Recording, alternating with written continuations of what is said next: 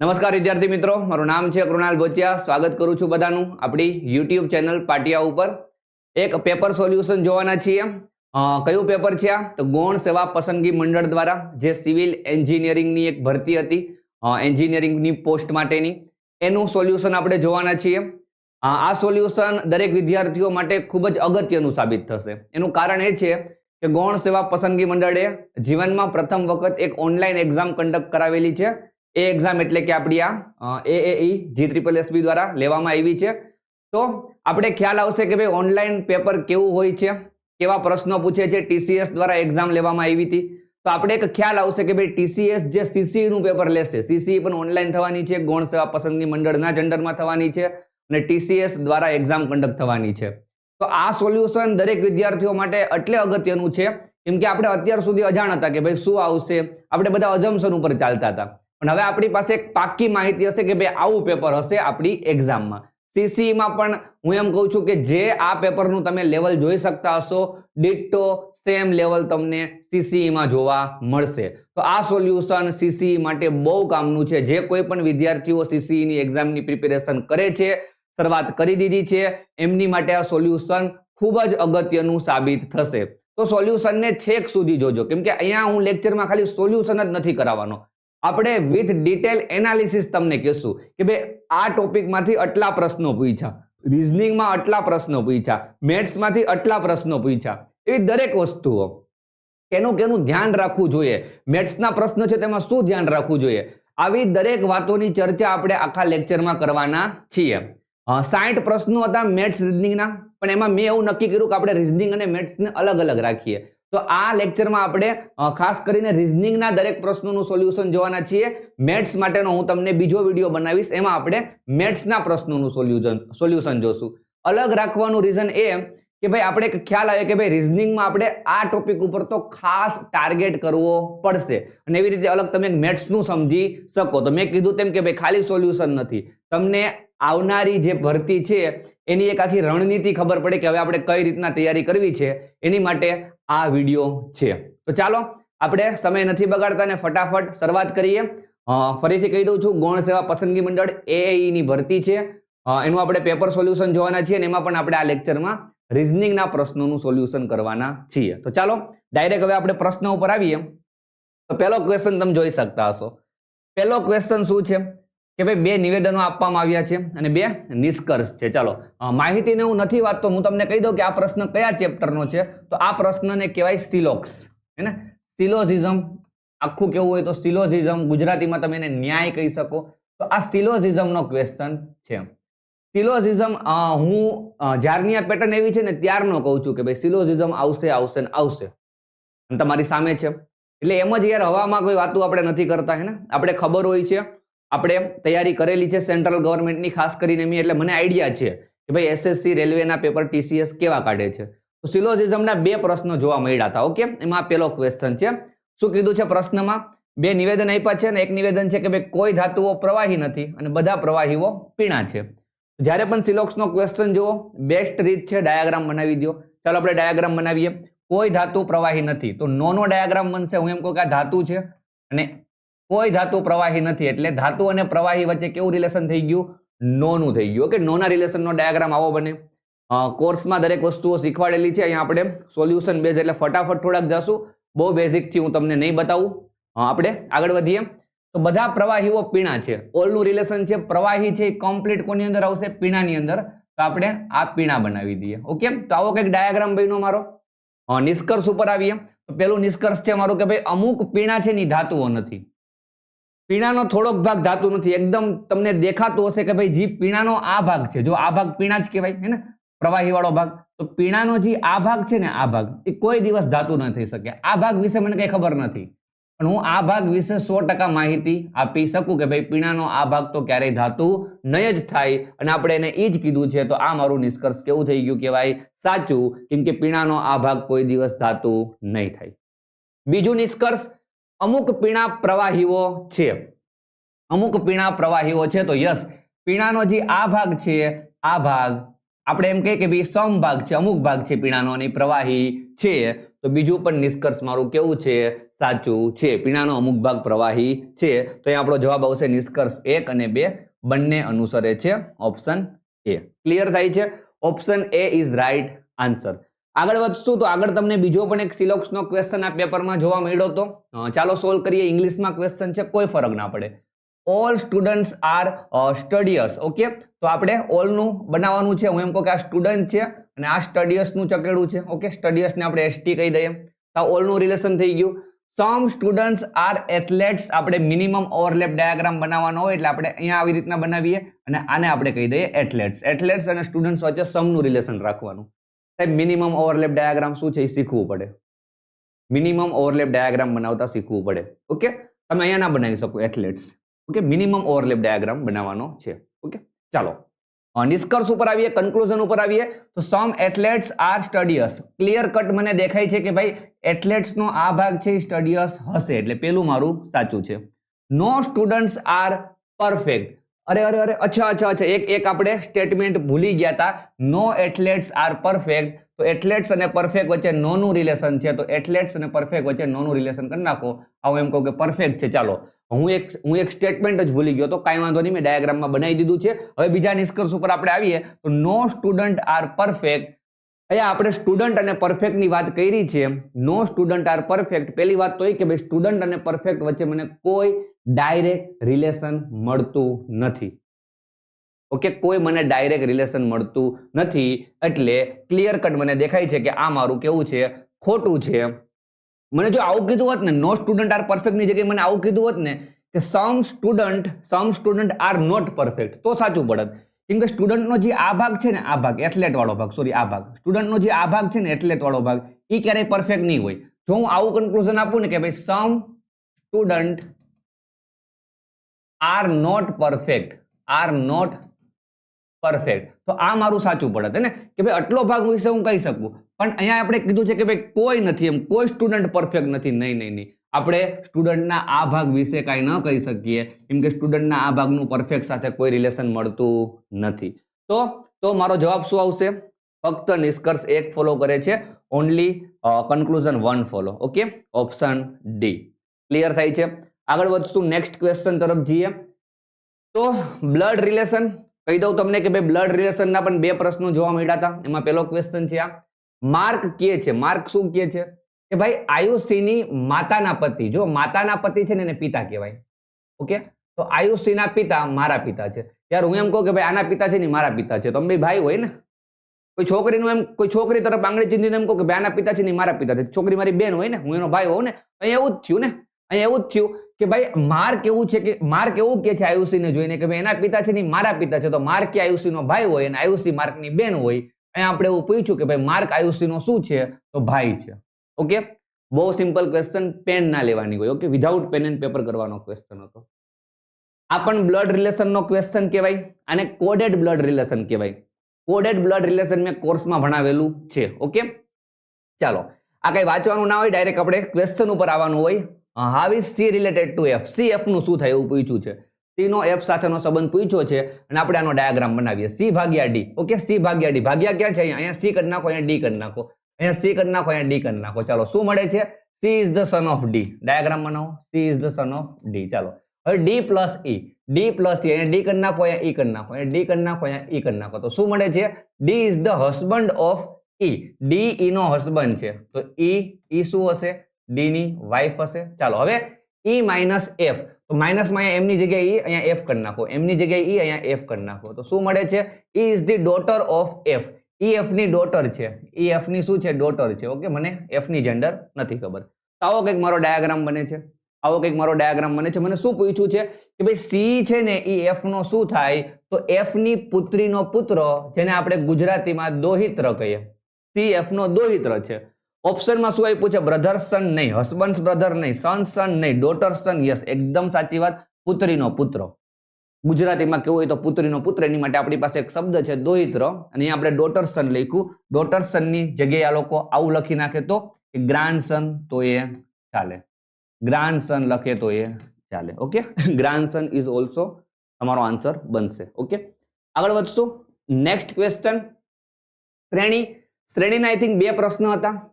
પેલો પ્રશ્ન છે 71, 89, 107, 125 ને 143. ચલો ડિફરન્સ લઈએ આપણે. ડિફરન્સ કેટલો આવે છે? અહીંથી 18 નો આવે છે. અહીંયા ડિફરન્સ કેટલો આવે છે? 18 નો આવે છે. અહીંયા ડિફરન્સ કેટલો આવે છે? 18 નો આવે છે. અહીંયા ડિફરન્સ કેટલો આવે છે? તો 18 નો આવે છે. તો બસ તમારે 18 એડ કરી દેવાના. 17 નાખો તો 60 અને 1 નાખો તો 161. ક્લિયર છે? 18 નો ડિફરન્સ છે. બહુ બેઝિક સિરીઝ હતી. મેં સિરીઝમાં તમને કીધું છે તમારે પેલું કામ ડિફરન્સ લેવાનું કરવાનું. ગામ ભલે જી કે ઓકે. સૌથી પહેલા તમારે ડિફરન્સ લેવાનો. ગામ ભલે બધું શું કે ઊંધું બુંધું શીખવાડે કે આમ ભાગે છે શ્રેણી તો ગુણાકારની હોય ને આમ છે તો આવી હોય. નહીં. આપણી માટે પહેલી શ્રેણી ડિફરન્સની જશે. ડિફરન્સથી નથી થતી તો આપણે કંઈક વિચારશું. આપણે પહેલા ડિફરન્સથી સોલ્વ કરશું. નેક્સ્ટ ક્વેશ્ચન છે, હું પહેલા ડિફરન્સ લઈશ, મને બીજું કંઈ નથી આવડતું. તો 29 ના 37 ત્યાં કેટલાનો ડિફરન્સ કહેવાય? 8 નો ડિફરન્સ કહેવાય. આ કેટલાનો ડિફરન્સ કહેવાય? 10 નો. આ કેટલાનો કહેવાય? 12 નો. આ કેટલાનો કહેવાય? 14 નો. ચાલો ડિફરન્સ તમે જુઓ 8, 10, 12, 14 તો ક્લિયર કટ છે કે હવે કેટલાનો ડિફરન્સ આવે? 16 નો. એટલે જવાબ બની જશે 89, ઓપ્શન બી. મેં શું કીધું હતું?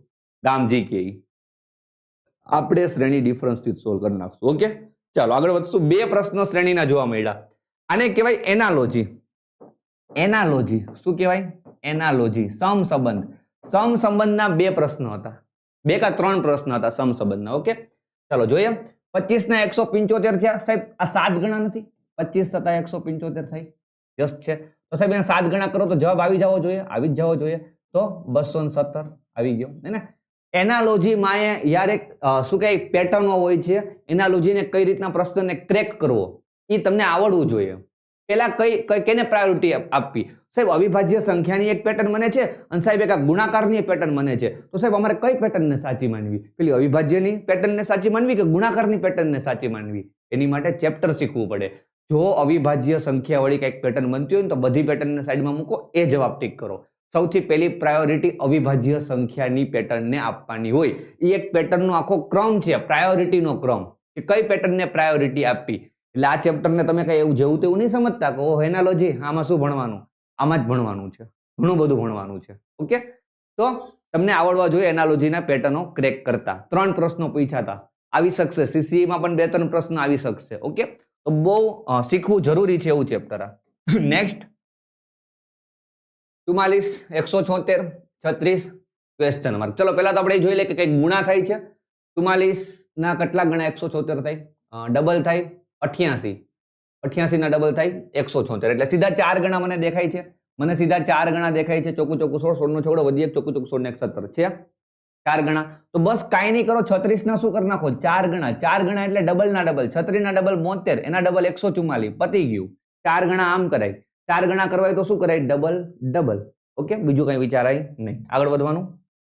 Next again analogy. મેં કીધું તેમ કે ભાઈ 3 પ્રશ્ન છે એનાલોજીના. ત્રીજો પ્રશ્ન 13 ના 182 થયા તો 18 ના કેટલા?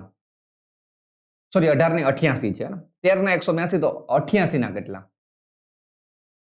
યાર 13 ના વર્ગની નજીક જાય છે. 13 નો વર્ગ કેટલો થાય? 169 થાય.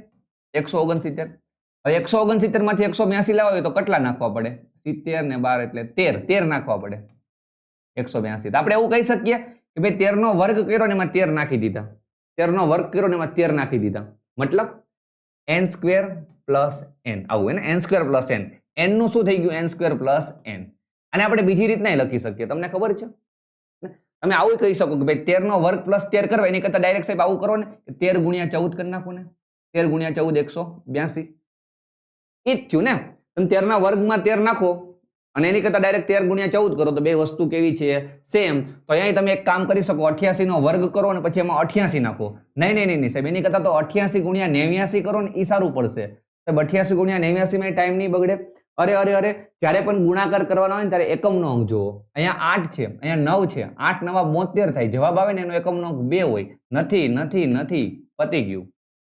સાહેબ પેનની જરૂર નથી. ખાલી પેટર્ન ક્રેક થઈ જાય ને કે ભાઈ અચ્છા 14 ગણા છે તો અહીંયા આપણે 88 × 89 કરીએ તો બગડાવાળો જવાબ આવે.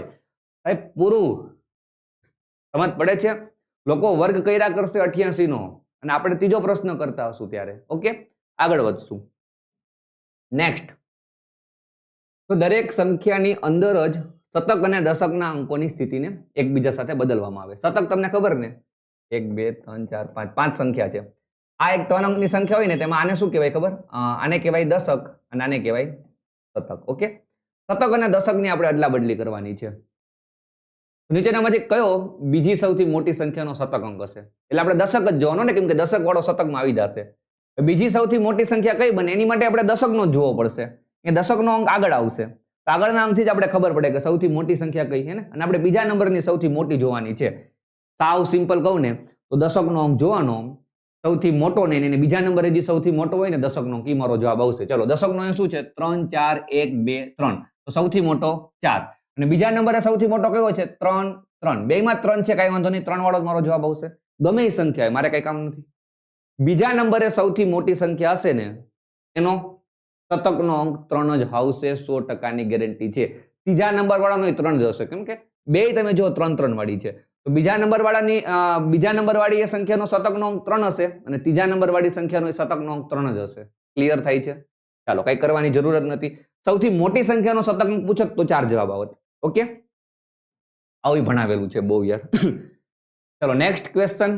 આમ છે ને, જો આવા પ્રશ્નને શું કહેવાય ખબર? આમાં પ્રશ્ન કેલેન્ડરનો પ્રશ્ન કહેવાય.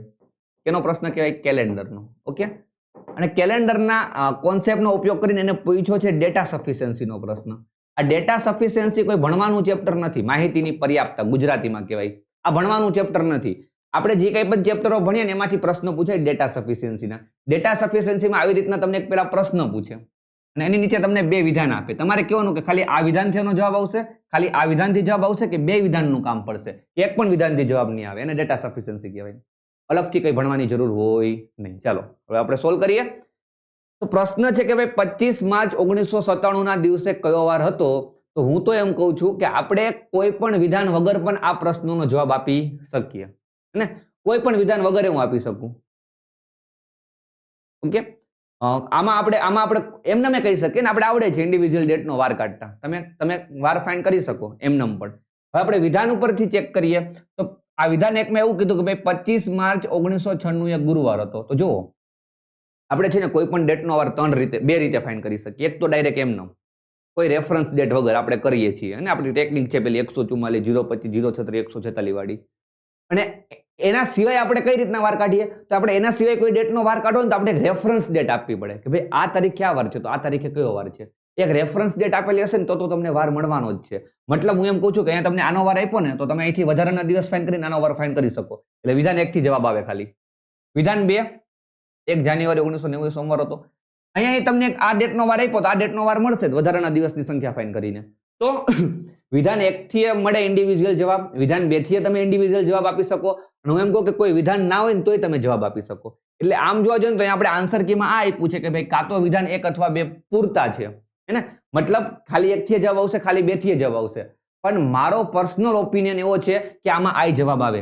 ન તો વિધાન 1 ન તો વિધાન 2 પૂરતા છે. આમાં આ જવાબ એટલે ટીક નથી કર્યો. આ જવાબ એટલે ટીક નથી કર્યો કેમ કે આ બે વિધાનથી આપણે જવાબ આપી શકીએ. એવું તો નથી ને કે આ વિધાનથી જવાબ નથી આવતો. હે ને? બાકી વિધાન વગરે જવાબ આવે. એટલે અહીંયા આપણે આ જવાબ ટીક તો નહીં જ કરીએ, પણ હું જસ્ટ તમને કહું છું કે હું આ બે વિધાન તમને ના આપું તોય તમે આનો જવાબ આપી શકો. એવું જરૂરી નથી કે આનાથી જ આવે. હે ને? સમજ પડે છે હું શું કહેવા માંગુ છું? યસ, આ પ્રશ્નનો જવાબ તમારો આ જ બનશે, ઓપ્શન સી જ. પણ હું એમ કહું છું કે આ વિધાન વગરે આનો જવાબ આવી શકે. જસ્ટ તમને ઇન્ફોર્મેશન માટે કહું છું. હે ને? ક્લિયર થાય છે? કેલેન્ડર ચેપ્ટર ભણ્યા હશો તો તમને ખ્યાલ હશે. આગળ વધશું. જવાબ ફાઇન્ડ કરવા નહીં બેસવાનો ડેટા સફિશિયન્સીમાં. આમાં જવાબ ફાઇન્ડ કરવા નહીં બેસવાનો, ખાલી વિચારવાનું એનાથી જવાબ આવી જાય. ઘણા બધા જવાબ ફાઇન્ડ કરવા બેસી જાય. ચાલો જોઈ લઈએ આવે છે કે નહીં. એ જોવાનું ના હોય. રેન્કિંગ ચેપ્ટર કહેવાય આને. આને કયું ચેપ્ટર કહેવાય? રેન્કિંગ. હે ને? ક્રમ કસોટી. રેન્કિંગ ટેસ્ટનો ક્વેશ્ચન છે આ. ક્રમ કસોટીનો ક્વેશ્ચન છે. ચાલો સોલ્વ કરીએ. 5 મિત્રો છે, હર્ષ, ઇમરાન, જેસન, કમલ અને લલિત. ઊંચાઈના ઉતરતા ક્રમમાં ઊભા છે. સૌથી ઊંચો ઉપર અને સૌથી નીચો નીચે. સૌથી ઊંચી વ્યક્તિ આગળ અને ચાલો એ ક્લિયર છે. હર્ષ એ લલિતની તરત જ પાછળ ઊભો છે. હર્ષ છે ને એ લલિતની તરત પાછળ ઊભો છે. જે લખ્યું હોય એટલે પાછળ વાળાની વાત થતી હોય અને હોય તો આગળ વાળાની વાત થતી હોય. એટલે પાછળ વાળું કોણ છે? લલિત. લલિતની વાત થાય છે. લલિત કમલની તરત જ પાછળ છે. લલિત કમલની તરત પાછળ છે. કમલની પાછળ લલિત, લલિતની પાછળ હર્ષ. ચાલો હવે ઇમરાનની પાછળ કોઈ ઊભું નથી એટલે ઇમરાન લાસ્ટ છે. હે ને? બસ અહીંયા એન્ડ આવી ગયો. આ સૌથી નીચો છે. જેસન હર્ષની પાછળ નથી ઊભો એટલે હર્ષની અહીંયા નહીં આવે, નીચે. હર્ષની ઉપર જ આવશે જેસન. અને હર્ષની ઉપર તો લલિત છે લલિતની ઉપર તો આ કમલ છે એટલે મારે જેસનને એકદમ અહીંયા મૂકવો પડે. થઈ ગયા 5 1 2 3 4 5 કમ્પ્લીટ. સૌથી ઊંચો જેસન, સૌથી નીચો ઇમરાન. શું પૂછ્યું છે? હરોળમાં સૌથી આગળ કોણ ઊભું છે? આગળ ઊભો છે જેસન, હે ને? કે સૌથી ઊંચો હોય ને આપણે આગળ રાખવાનો હતો. સૌથી આગળ જેસન ઊભો છે. સૌથી પાછળ કીધું હોત તો ઇમરાન. ઇમરાન બટકો છે. ચાલો next. The given Venn diagram shows the number of students who like different subjects, namely maths and science. Okay. Find the number of students who like either maths or science but not both. મતલબ maths અને science ગમવું જોઈએ પણ બંને subject ના ગમવા જોઈએ. એવા કેટલા વિદ્યાર્થી છે? તો જો 48 છે ને આ ભાગ એ બેયમાં આવે છે. એટલે 48 ને બેય ગમે છે. આપણે એવાનું કઈ કામ નથી. ખાલી મેથ્સ ને ખાલી સાયન્સ ગમવા જોઈએ.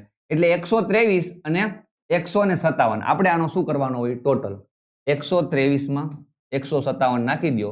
કામ પૂરું. 0 1 8 2 પતી ગયું. ઓકે.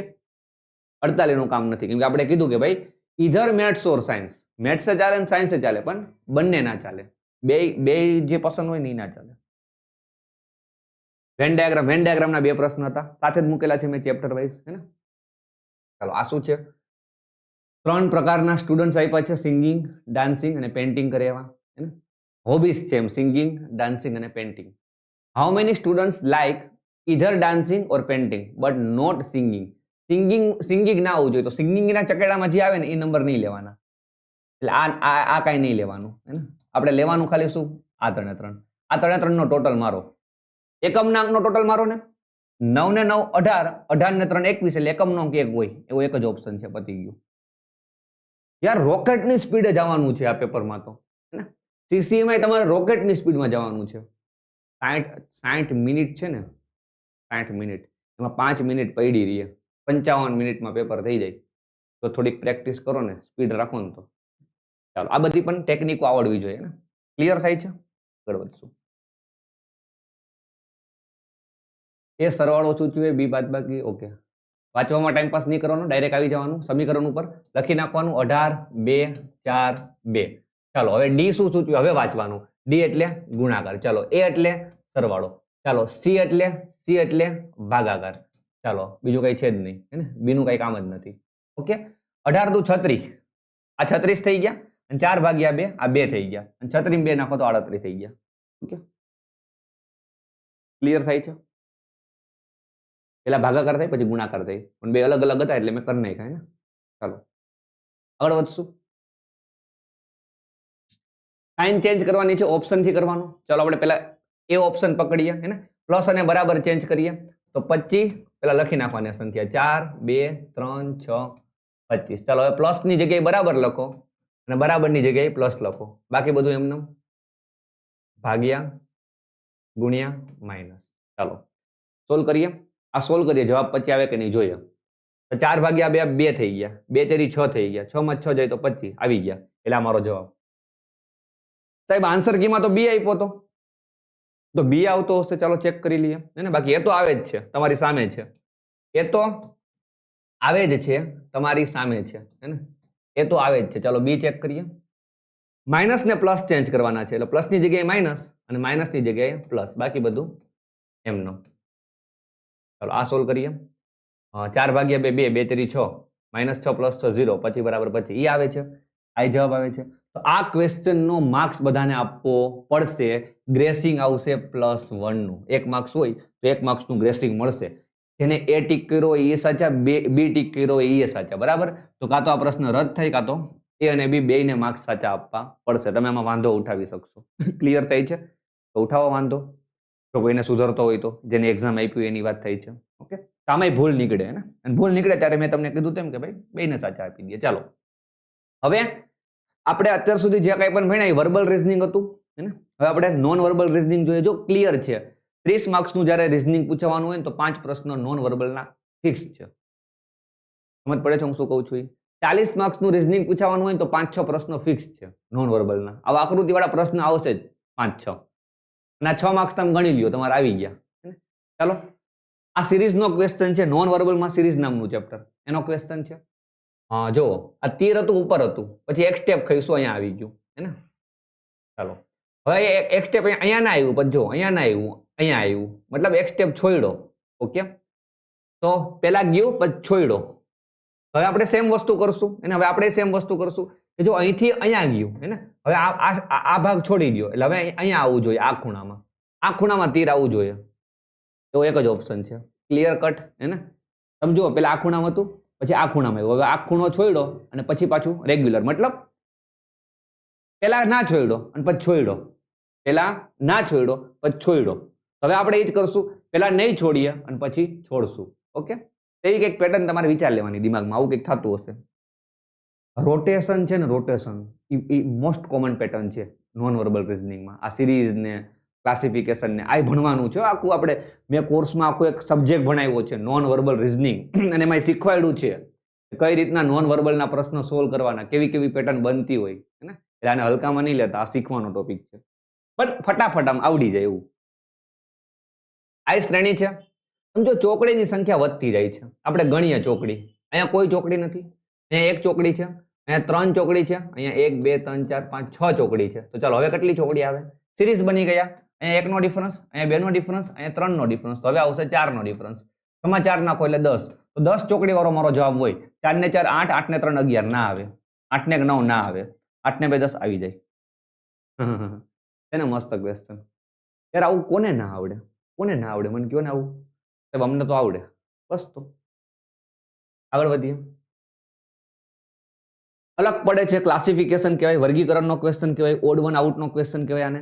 આપણને ભણાવેલું છે આપણે ચેપ્ટર કોર્સમાં. સમજો આ મિરર ઇમેજ છે, આ મિરર ઇમેજ છે, આ મિરર ઇમેજ છે, આમાં મિરર ઇમેજ નથી દેખાતી એટલે એ અલગ પડે છે. કઈ તું એમ્બેડેડ ફિગરનો ક્વેશ્ચન કહેવાય આને, કે આકૃતિ છે ને એ ક્યાં છુપાયેલી છે, તમે પરિભ્રમણ ન કરી શકો. અને આ મેં તમને કીધું છે ભણાવતા સમયે, જે વિદ્યાર્થીઓ આપણી પાસેથી ભણેલા છે આપણા પાટિયા એપ્લિકેશનમાંથી, એ યાદ કરો. મેં આ ટોપિકમાં કીધું છે કે તમે રોટેશન ન કરી શકો ને, કદાચ ન લખ્યું હોય ને તો રોટેશન ન કરી શકો. રોટેશન ક્યારે કરવાનું? જ્યારે વગર રોટેશન એ મેળ ના આવતો હોય ને તો પછી તમે વિચારો, બાકી તમારે પહેલા રોટેશન નથી કરવાનું. આની ટેકનિક છે, યાદ કરો આપણો લેક્ચર હે ને. અને આ તો બહુ સિમ્પલ છે, આમાં દેખાય છે, પણ ઘણી વખત કોમ્પ્લિકેટેડ બની જાય ત્યારે મેં તમને જુગાડ બધા શીખવાડ્યા હતા પ્રીવિયસ યરના ક્વેશ્ચનને લઈને. પેપર કટિંગ, પેપર ફોલ્ડિંગનો ક્વેશ્ચન કહેવાય આને, હે ને. પેપર કટિંગ, પેપર ફોલ્ડિંગનો ક્વેશ્ચન. પહેલા આને આમ વાળો, પછી આમ આમ આમ વાળો, પછી આમ વાળો. ઓકે, તો આવી રીતના આપણે પપડું બનાવી લીધું. અને શું કહેવાય પેલું કહેવાય ને રોટલીનું, આપણે આવું ના બનાવીએ. પણ તમે અહીંયા 2 કાણા કરી નાખો તો આ 2 કાણા અહીંયા થઈ જશે, આ 2 કાણા અહીંયા થઈ જશે, અને આ 2 કાણા અહીંયા થઈ જશે. તો 1 2 3 4 5 6 7 8 8 હોલ તો તમારા કન્ફર્મ છે. ક્લિયર થાય છે? આ શું છે બધું યાર, આવું થોડું આવે. Next analogy. એનાલોજીનો ત્રીજો ક્વેશ્ચન હે ને. નહીં, એનાલોજીનો પહેલો છે. આગળ 2 સિરીઝ હતી, પછી ક્લાસિફિકેશન હતું, પછી પેપર કટિંગ ફોલ્ડિંગ હતું ને એનાલોજી. આ એનાલોજી આની નોન વર્બલની એનાલોજી, અને પેલું એનાલોજી વર્બલનું એનાલોજી હે ને. આને જેવું કયું દેખાય છે? તો અહીંયા જુઓ, અહીંયા ત્રિકોણમાં 3 બાજુ છે તો અહીંયા ત્રગડો લખો, એવી રીતના. અહીંયા 5 બાજુ છે તો પાંચડો લખો છે તો આ સાચું. અહીંયા ચોગડો લખવો પડે, આ ના ચાલે. અહીંયા 1 2 3 4 5 6, નહીં અહીંયા 6 નહીં, અહીંયા 6 લખવો પડે એટલે આ ખોટું.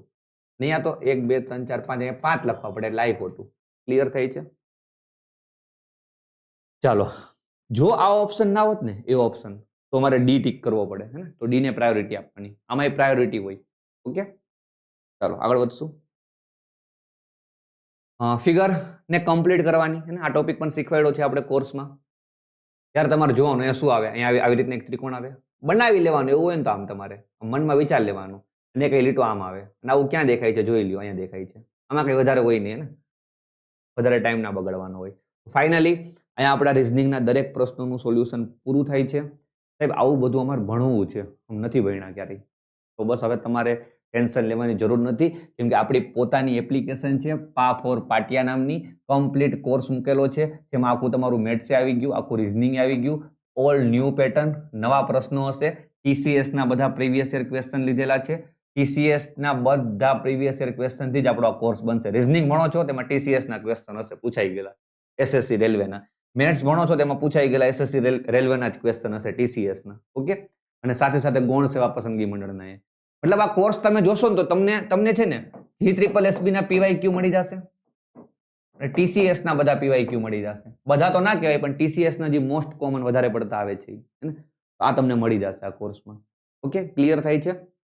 રિઝનિંગના કુલ 36 ચેપ્ટર છે, વર્બલ, નોન વર્બલ ને લોજિકલ. લોજિકલે ભણાવ્યું છે અને ગણિતમાં 32, જેમાં ડેટા ઇન્ટરપ્રિટેશન આવી જાય. 3000 રૂપિયા ભાવ છે અને આપણે ડિસ્કાઉન્ટ આપીએ છીએ, એટલે આપણે આ કોર્સ 2000 રૂપિયાનો વેચીએ છીએ, 1 વર્ષની વેલિડિટી. બીજો કોઈ ઓપ્શન નથી. 6 મહિના માટે મારે કોર્સ નથી આપવો તમને, હે ને? 6 મહિનામાં કાંઈ ના થાય.